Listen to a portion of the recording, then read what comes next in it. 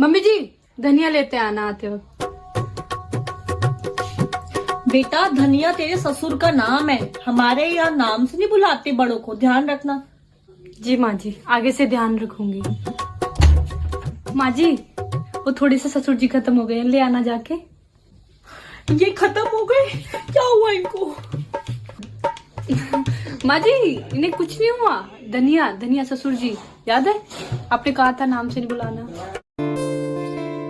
अरे छोटी, इतना सज धज के कहाँ जा रही हो? कॉलेज जा रही। क्यों, तुम्हें कोई प्रॉब्लम है क्या? नौकरानी हो ना तो नौकरानी की तरह रहो, ज्यादा उड़ने की कोई जरूरत नहीं है। छोटी, मैं इस घर की ना कोई नौकरानी नहीं हूँ, तुम्हारे भाई से शादी करके आई हूँ। और हाँ, तुम्हारे घर वाले को ना मोटा रकम दे के आई हूँ, जितना कि उन लोगों की औकात भी नहीं थी। भाभी कुछ ज्यादा ही बोल रही हो। खरीदा नहीं है आपने मेरे घर वालों को। अब यहीं रुको, मैं अभी मम्मी को सारी बात बताती हूँ। हाँ ठीक है, जाओ जाओ, मैं भी देख लेती हूँ क्या कर लेती है तुम्हारी माँ। तो मैंने अपने नंद को सही जवाब दिया?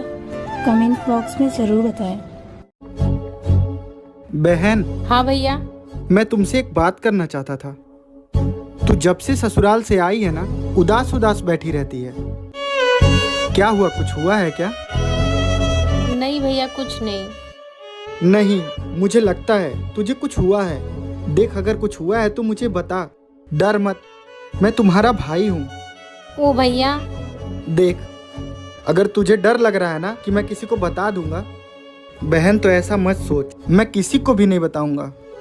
दरअसल बात ऐसी है कि इन्होंने मुझे मारा था और गुस्से में मैं यहाँ चली आई।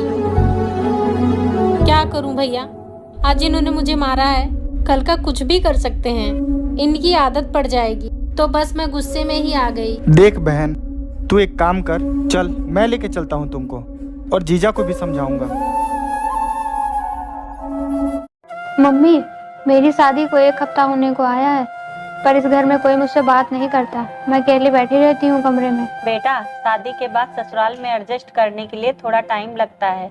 कोई बात नहीं बेटा, तू चली जाया कर अपनी सास के पास। ठीक है मम्मी, अब से मैं ऐसा ही किया करूँगी। तू ज्यादा चिंता मत कर, सब कुछ ठीक हो जाएगा।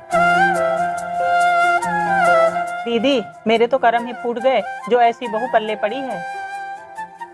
बताओ, कुछ भी नहीं लेके आई दहेज में। मेरा तो इतना खर्चा हो गया शादी में, ये दहेज के नाम पे कुछ भी नहीं लेके आई। मैंने तो सोचा था गाड़ी लेके आएगी, लेकिन इन्होंने मेरी बात सुनी ही नहीं, दोस्ती के चक्कर में पड़ गए, ले आए बिन दहेज की बहू।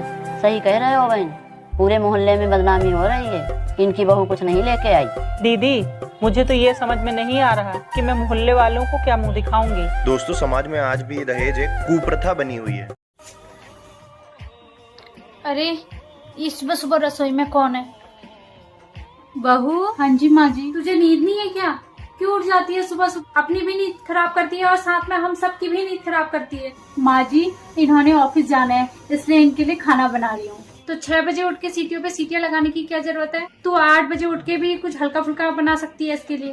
पर माँ जी, लंच, ये कहते हैं लंच में मैं घर का ही खाना खाऊंगा।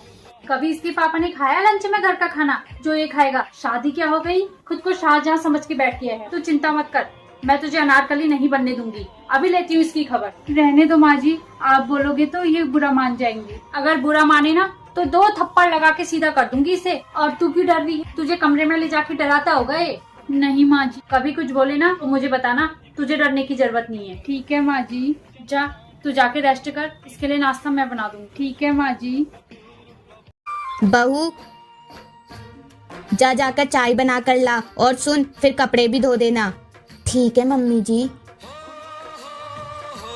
मम्मी जी, आज खाने में मटर पनीर बना लूं, दाल चावल खा खा कर मन भर गया है।